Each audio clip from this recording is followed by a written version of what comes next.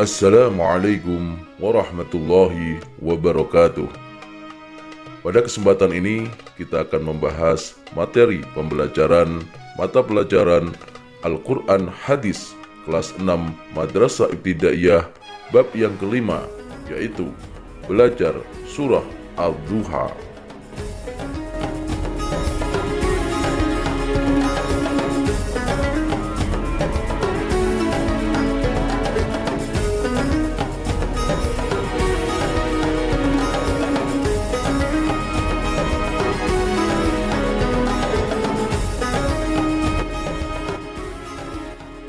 Apa yang kamu ketahui tentang gambar di atas?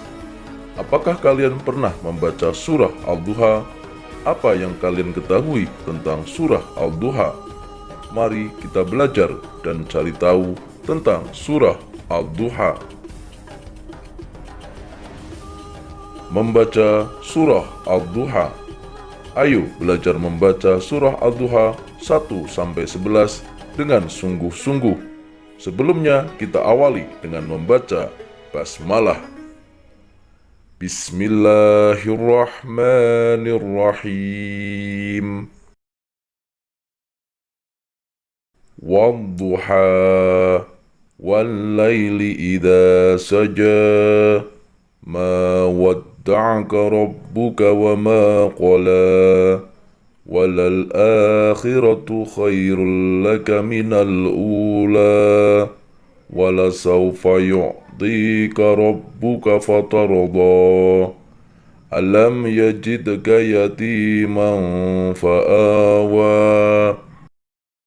وَوَجَدَكَ ضَالًّا فَهَدَى وَوَجَدَكَ عَائِلًا فَأَغْنَى فَأَمَّا الْيَتِيمَ فَلَا تَقْهَرْ وَأَمَّا السَّائِلَ فَلَا تَنْهَرْ وَأَمَّا بِنِعْمَةِ رَبِّكَ فَحَدِّثْ صَدَقَ اللَّهُ الْعَظِيمُ. Agar bacaan kalian lancar, bacalah per ayat secara berulang-ulang sampai benar-benar fasih dan lancar. Kemudian ajaklah teman sebangkumu untuk menyimak sambil membenarkan bacaan kalian. Lakukan secara bergantian. Mengartikan surah Al-Duha. Ayat pertama, Wadduha, demi waktu duha ketika matahari naik sepenggalah. Ayat kedua, Wal-laili idha saja, dan demi malam apabila telah sunyi. Ayat ketiga, Ma wadda'aka rabbuka wa ma qala, Tuhanmu tidak meninggalkan engkau Muhammad dan tidak pula membencimu.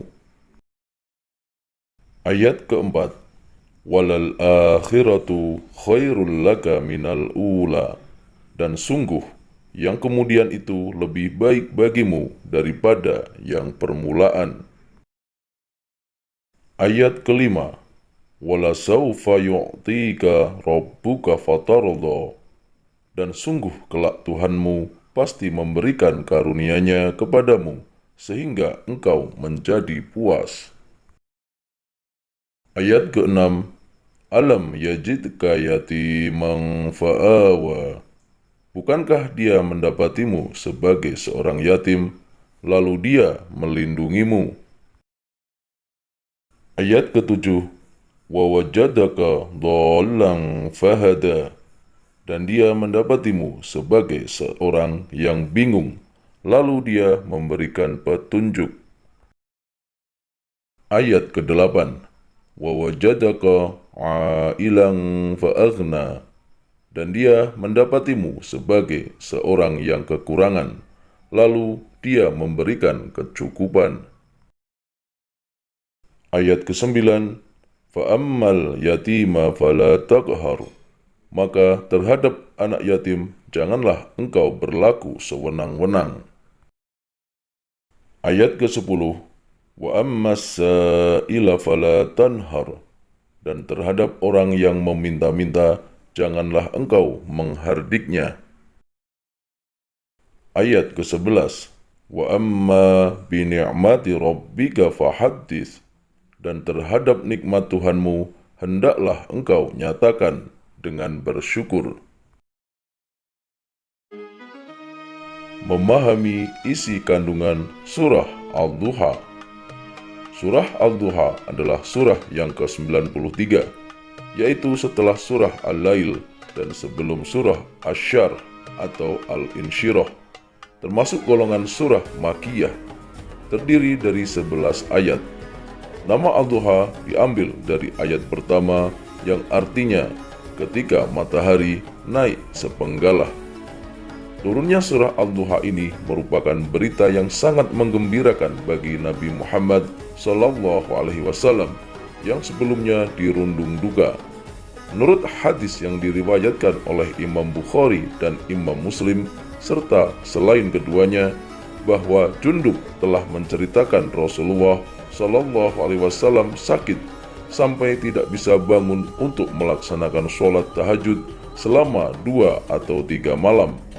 Rasulullah merasa sedih karena tidak ada wahyu yang turun lagi yang disebut sebagai fatratul wahyi, masa kekosongan tidak turunnya wahyu. Ayat 1 dan 2, Allah Subhanahu wa Ta'ala bersumpah menggunakan 2 waktu, yaitu waktu duha dan waktu malam. Waktu duha yakni waktu matahari sepenggalah naik. Waktu pagi hari merupakan waktu yang sangat sejuk. Badan masih segar bugar karena habis bangun tidur. Pagi hari merupakan waktu di mana manusia mulai beraktivitas. Sedangkan waktu malam hari merupakan waktunya manusia beristirahat. Malam hari merupakan gambaran suasana tenang. Ayat 3 memberikan jawaban bahwa Allah Subhanahu wa Ta'ala tidak meninggalkan dan membenci Nabi Muhammad SAW. Ayat ini diturunkan setelah selang beberapa waktu, yaitu selama 15 hari wahyu tidak turun kepada Nabi Muhammad SAW, sehingga orang kafir mengatakan, sesungguhnya Tuhan Muhammad SAW telah meninggalkannya dan membencinya. Ayat 4 menjelaskan bahwa kehidupan di akhirat itu lebih baik daripada kehidupan di dunia. Kehidupan di akhirat itu penuh dengan kemuliaan. Ayat 5, Allah Subhanahu wa Ta'ala memberikan kabar gembira kepada Nabi Muhammad SAW bahwasanya Allah Subhanahu wa Ta'ala akan memberikan kebahagiaan yang berlimpah ruah kelak di akhirat, sehingga beliau menjadi puas dan bahagia. Rasulullah SAW bersabda, kalau begitu mana mungkin aku puas, sedangkan seorang di antara umatku masih berada di neraka. Dalam tafsir Ibnu Katsir telah disodorkan kepada Rasulullah karunia yang disediakan bagi umatnya satu peti, dan Allah Subhanahu wa Ta'ala akan memberinya 1 juta istana kelak di surga. Maka Rasulullah menjadi bergembira mendengar hal tersebut. Ayat 6, 7, dan 8 menceritakan keadaan Rasulullah SAW sebelumnya, yaitu sebagai seorang yatim di mana ayahnya telah meninggal dunia sebelum beliau dilahirkan. Walaupun dilahirkan dalam keadaan yatim, tetapi Allah Subhanahu wa Ta'ala tetap menjaganya dengan cara menyerahkan Muhammad SAW kepada pamannya Abu Thalib untuk diasuh. Sebagai seorang yang bingung mengenai syariat yang harus dijalankan, karena pada waktu itu bangsa Arab peradabannya kurang baik, yaitu sebagai penyembah berhala dan budi pekertinya, akhlaknya rendah. Kemudian Allah Subhanahu wa Ta'ala memberikan petunjuk kepada kebenaran. Sebagai seseorang yang kekurangan atau orang yang fakir, beliau ditinggalkan ayahnya tanpa meninggalkan harta benda. Allah Subhanahu wa Ta'ala memberikan kecukupan harta benda dari berdagang, ghanimah, dan dari lain-lainnya, sehingga beliau menjadi puas dan bahagia. Pada ayat ke-9 dan 10 menjelaskan bahwa Nabi Muhammad SAW telah mendapatkan karunia yang luar biasa dari Allah Subhanahu wa Ta'ala, yaitu sebagai anak yatim beliau dilindungi, diberi petunjuk dari kebingungan, dan telah diberi kecukupan harta benda, sehingga beliau diperintahkan untuk melindungi anak yatim dan bersikap baik terhadap peminta-minta. Ini berarti bahwa Nabi Muhammad SAW dituntut untuk memiliki sikap kepedulian terhadap sesama, melindungi anak yatim yaitu dengan cara tidak mengambil hartanya atau lain-lainnya yang menjadi milik anak yatim dan mengasuhnya. Bersikap baik terhadap peminta-minta yaitu kita tidak boleh membentak, meledek, dan bahkan merendahkan harga dirinya karena kemiskinannya. Terhadap peminta-minta juga dilarang untuk mengusirnya, dilarang menyakiti dengan perkataan yang kasar. Dan dalam ayat ke-11 ini, Allah Subhanahu wa Ta'ala menegaskan kepada Nabi Muhammad SAW untuk mensyukuri nikmat Allah Subhanahu wa Ta'ala yang luar biasa berupa kenabian dan nikmat-nikmat yang lain yang telah diberikan kepadanya, yakni dengan jalan menyebut, mensyukuri, dan mengingat nikmat Allah Subhanahu wa Ta'ala. Menyebut nikmat Allah Subhanahu wa Ta'ala itu bukan bertujuan untuk riya atau menyombongkan diri, tetapi sebagai wujud mensyukuri nikmat Allah Subhanahu wa Ta'ala. Demikian pembelajaran kita pada materi Al-Quran Hadis kelas 6 Madrasah Ibtidaiyah bab 5, belajar surah Ad-Duha. Semoga bermanfaat. Wassalamualaikum warahmatullahi wabarakatuh.